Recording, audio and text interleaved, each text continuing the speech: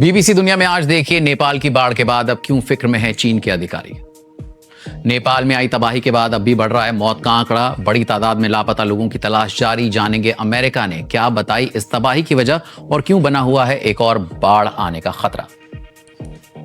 CIA chief Moscow क्यों गए थे, वजह बताने से रूस और ट्रंप दोनों ने किया इनकार। इस सीक्रेट विजिट के पीछे क्या था मकसद, दिखाएंगे रिपोर्ट।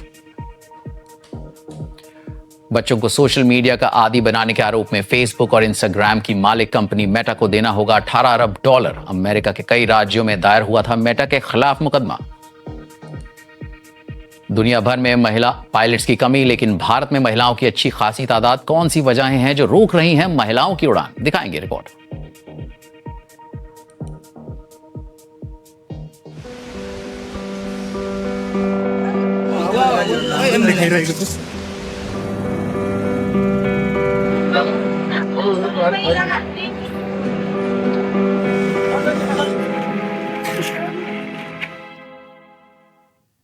आप देख रहे हैं बीबीसी दुनिया, मैं हूं उदित मेहरा। नेपाल तिब्बत बॉर्डर के पास अचानक आई बाढ़ में अब रेस्क्यू वर्कर्स जिंदा बचे लोगों की तलाश कर रहे हैं। नेपाल में 900 से ज्यादा लोग अभी लापता हैं। चीन की मीडिया रिपोर्ट्स के मुताबिक तिब्बत में कम से कम 3 लोगों की मौत हो गई है और 500 से ज्यादा लोगों को कुछ पता नहीं। चीन के प्रीमियर ली कचियांग ने सीमा की तिब्बती साइट का दौरा किया। ऑनलाइन आपने नेपाल की बाढ़ के कई वीडियोस देखे होंगे, जिनमें घनी आबादी वाली इलाकों में बाढ़ का पानी तेजी से आता हुआ दिखता है। सड़कों, पुलों और पावर स्टेशन के साथ साथ पूरे गांव तबाह हो गए। बाढ़ में सैकड़ों विदेशी पर्यटक गायब हैं, जिनमें भारत के करीब 300 लोग हैं। देखिए बीबीसी संवाददाता अरुणा अयंगर की रिपोर्ट। हेलीकॉप्टर, मशीनों और यहाँ तक कि खाली हाथों से भी नेपाल और तिब्बत में राहत और बचाव अभियान पूरी ताकत से चल रहा है। अधिकारियों का कहना है कि तबाही की तस्वीरें कल्पना से भी परे हैं। पूरी की पूरी बस्तियां तबाह हो गई हैं। सड़कें और दूसरे इंफ्रास्ट्रक्चर को बुरी तरह नुकसान पहुंचा है। जब बाढ़ आई तो इस बॉर्डर पोस्ट पर लोगों ने अपनी जान बचाने के लिए दौड़ लगा दी। कीचड़ से भरा तेज सैलाब इस इलाके की खड़ी घाटियों से गुजरा। बड़े पैमाने पर लोगों की मौत हुई है और सैकड़ों लोग अब भी लापता हैं। बचाए गए लोगों को नेपाल की राजधानी काठमांडू में अस्पताल लाया जा रहा है। वहां जुटे कईयों को अपनों की खबर का इंतजार है। मेरे श्रीमान से ये मेरे पति हैं। वो अपनी ड्राइविंग की नौकरी के सिलसिले में रसुआ गए थे। कल रात 8 बजे तक मेरी उनसे बात हुई थी, लेकिन आज सुबह मैं उनसे बात नहीं कर पाई। उनका फोन बंद आ रहा है। इस शख्स का कहना है कि उनका अपने परिवार के कई लोगों से संपर्क टूट गया है। इनमें उनके छोटे भाई, कजन, अंकल और एक करीबी दोस्त शामिल हैं। मैं छत पर था और बाढ़ का पानी ऊपर वाली मंजिल तक पहुंच गया था। करीब 1 घंटे बाद पानी कम हुआ। मेरी पत्नी पहले ही भूस्खलन में दब चुकी थी, जबकि हम अपनी जान बचाने के लिए छत पर रुके हुए थे। 4 से 5 घंटे बाद हेलीकॉप्टर से मेरा रेस्क्यू किया गया। ये नेपाल और तिब्बत के बीच बहने वाली त्रिशूली नदी है। एक पुल बह गया, इमारतें और घर तबाह हो गए। वीडियो रिकॉर्ड कर रहे एक शख्स ने जान बचाने के लिए दौड़ लगा दी। नेपाल के बेतरावती बाजार को बाढ़ ने अपनी चपेट में ले लिया। लोग सदमे में हैं। यूएस जियोलॉजिकल सर्वे का कहना है कि ग्लेशियर के टूटने और उसके मलबे के तेज बहाव की वजह से ये तबाही मची। 2015 के भूकंप के बाद नेपाल में आई ये सबसे बड़ी प्राकृतिक आपदा है। उस भूकंप में 9,000 लोगों की मौत हुई थी। अब सवाल उठेंगे कि तैयारियां कितनी थीं और क्या इतनी बड़ी तबाही को रोकने के लिए इससे ज्यादा किया जा सकता था। बीबीसी संवाददाता अरुणा अयंगर की रिपोर्ट। नेपाल में मौत का आंकड़ा अब 389 पहुंच गया है। इस वक्त वहां हालात कैसे हैं, ये हमें थोड़ी देर पहले बताया बीबीसी संवाददाता जुगल पुरोहित ने, जो नेपाल में है। मैं कहूँगा आज का पूरा दिन अपडेट्स से भरा हुआ था। आज जब मैंने दिन की शुरुआत की तो मैंने अपनी डायरी में लिखा था कि जो आधिकारिक तौर पर जो मौतों की पुष्टि हुई है वो आंकड़ा लगभग 160 के आसपास था। दिन खत्म होते होते ये आंकड़ा लगभग 360 तक पहुंच गया है। तो ये आपको दिखाता है कि कितना रैपिडली ये जो पूरी सिचुएशन है वो बदल रही है। आपको ये भी बता दूं कि एक और जो नेपाल सरकार की तरफ से अब एक आधिकारिक तौर पर जो पुष्टि आई है या एक वार्निंग आई है, वो ये है कि उसी इलाके में जहां ये मडस्लाइड और फ्लड्स की शुरुआत हुई थी, वहीं पर एक आर्टिफिशियल लेक बन गया है इस गतिविधि के कारण, और वो लेक भी आगे चलकर एक खतरा बन सकता है। उस लेक में भी एक तरह से पानी उससे बाहर आ सकता है। तो जो लोग इस नदी के किनारे या उसके आसपास रहते हैं, उनको हाई अलर्ट पर रहने की हिदायत दी गई है। नेपाल सरकार बार बार ये मैसेज दे रही है कि वो पूरी कोशिश कर रही है कि वो लोगों तक पहुंच पाए, मदद पहुंचा पाए।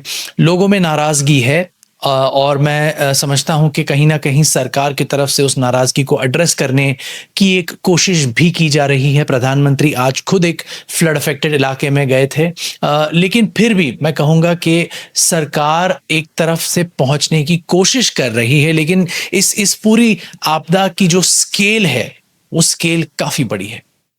हमने जुगल से ये भी पूछा कि इस बाढ़ में नेपाल के पड़ोसी देश कैसे प्रभावित हुए। अगर आप नेपाल से थोड़ा सा जूम आउट करेंगे तो आपको नजर आएगा कि नेपाल के जो दो बड़े पड़ोसी मुल्क हैं, यानी चीन और भारत, वो भी इस आपदा से प्रभावित हुए हैं। चीन तो कहता है कि वो एक डायरेक्ट इम्पैक्ट फेस कर रहा है। आज सुबह चीन का बयान था कि 500 से ज़्यादा लोग उसी इलाके में, क्योंकि ये पूरी आपदा चीन यानी तिब्बत और नेपाल के बॉर्डर इलाके में हुई है, तो चीन भी जैसे नेपाल में चल रहे हैं वैसे ही रेस्क्यू मिशन चीन चला रहा है। भारत की बात करें तो डायरेक्ट इस तरह का असर नहीं है, लेकिन 200 से ज़्यादा भारत के लोग जो नेपाल में हैं वो अनकॉन्टैक्टेबल हैं। 200 के आसपास भारतीय नागरिक तिब्बत में फंसे हुए हैं, जिनसे संपर्क तो हुआ है लेकिन उन्हें वहाँ से निकालने की प्रक्रिया हो रही है। तो भारत और चीन दोनों ही अपने अपने प्रॉब्लम से जूझ रहे हैं इस आपदा को लेकर जो बने हैं वो, लेकिन फिर भी दोनों का कहना है कि वो नेपाल के साथ हैं और नेपाल की मदद करने के लिए हर संभव कदम उठा रहे हैं और उठाने को तैयार हैं आगे भी। वैसे नेपाल में बाढ़ क्यों आई, इसे लेकर मौसम विभाग भी कुछ ठोस नहीं बता पा रहा है। नेपाल में आई इस तबाही के लिए सोशल मीडिया पर कई लोग आरोप लगाते दिखे कि चीन ने नेपाल को हादसे के बारे में पूर्व चेतावनी नहीं दी, मगर चीनी दूतावास ने इन खबरों को फेक बताया और कहा कि उनके यहाँ भी नुकसान हुआ है। वहीं यूएस जियोलॉजिकल सर्वे ने इस बाढ़ की वजह ग्लेशियल कोलैप्स यानी ग्लेशियर के टूटने को बताया। लेकिन ये होता क्या है और ये हिमस्खलन से कितना अलग है, आइए एक बार ये समझते हैं। ग्लेशियल कोलैप्स तब होता है जब बर्फ का एक बड़ा सा टुकड़ा नीचे गिर जाता है, एक हिस्सा, और उसके बाद ये कुछ ऐसा दिखता है।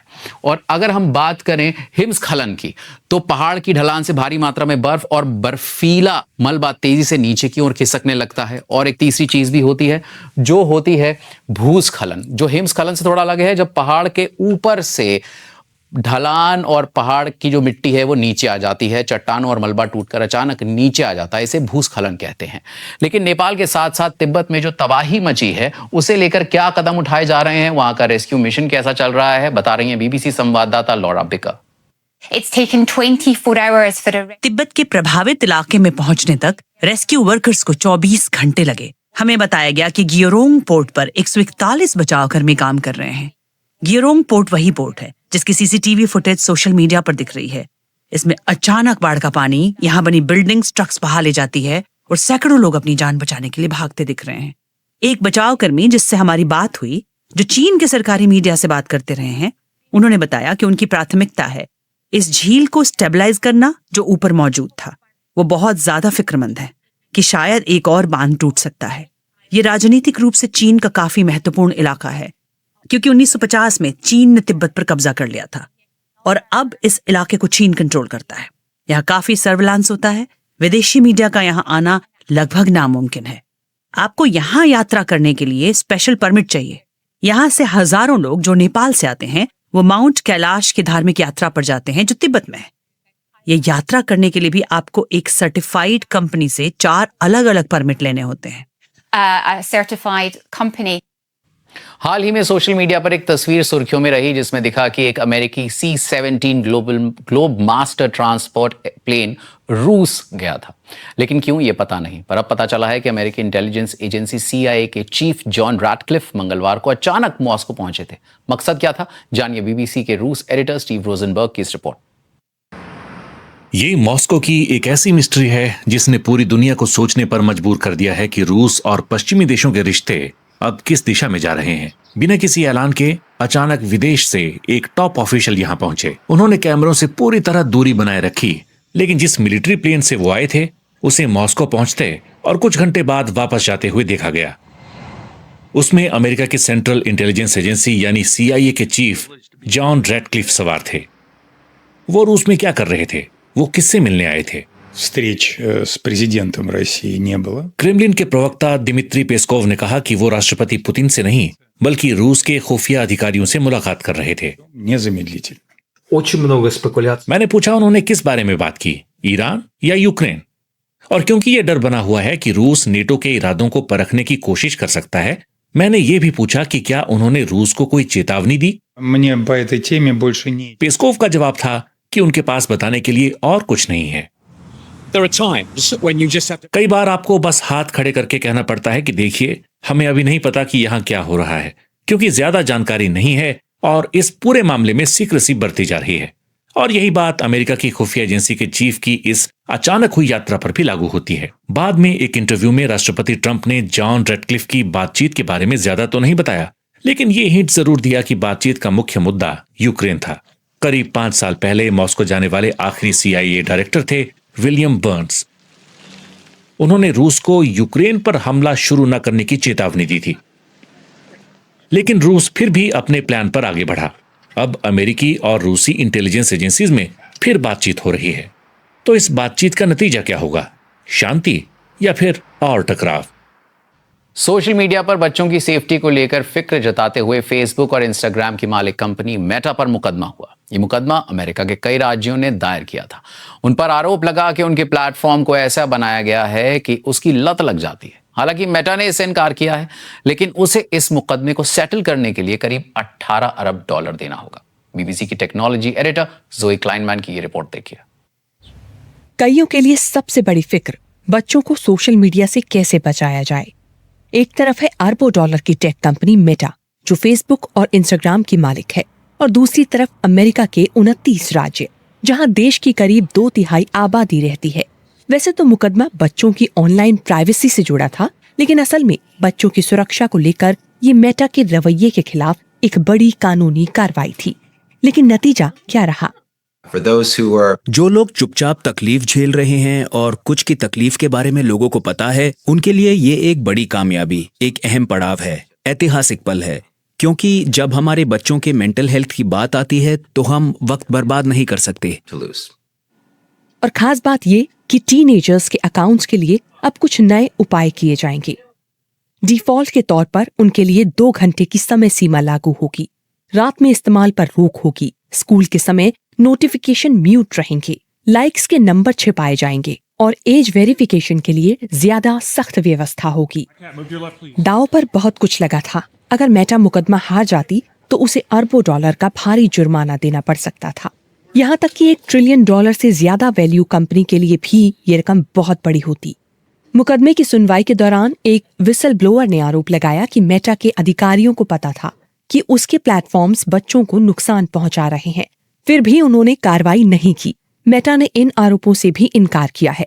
मामला निपटने के बाद मेटा ने कहा कि इस समझौते से उनकी कोशिशों को मजबूती मिलेगी, जो माँ बाप को मजबूती देगी और टीनेजर्स की मदद करेगी।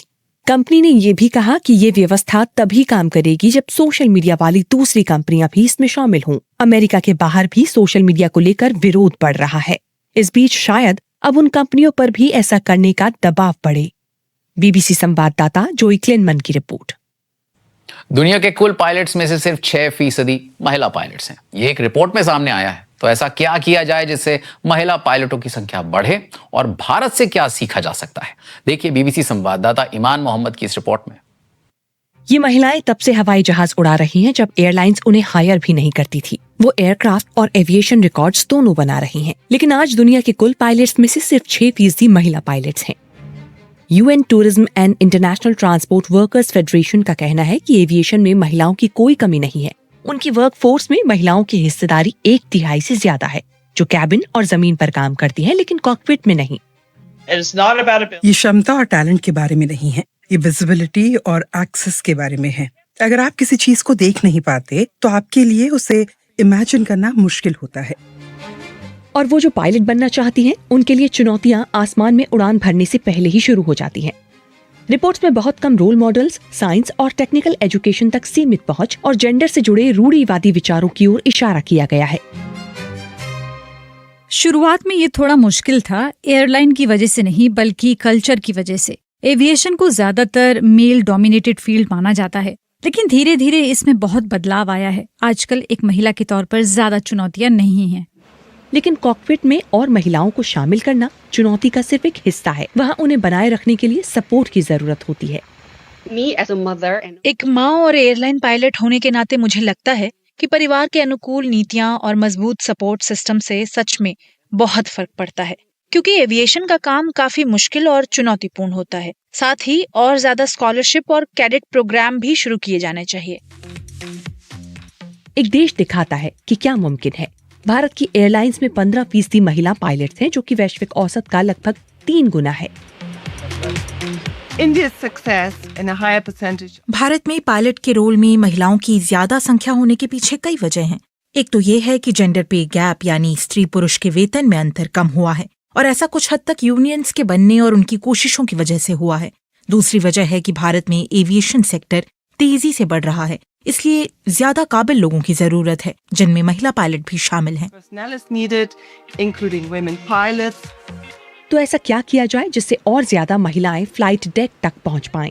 रिपोर्ट में कहा गया है कि इसकी शुरुआत स्कूल से होती है। लड़कियों को शुरुआत में ही ये बता दिया जाना चाहिए कि वो फ्लाइट डेक पर काम कर सकती हैं।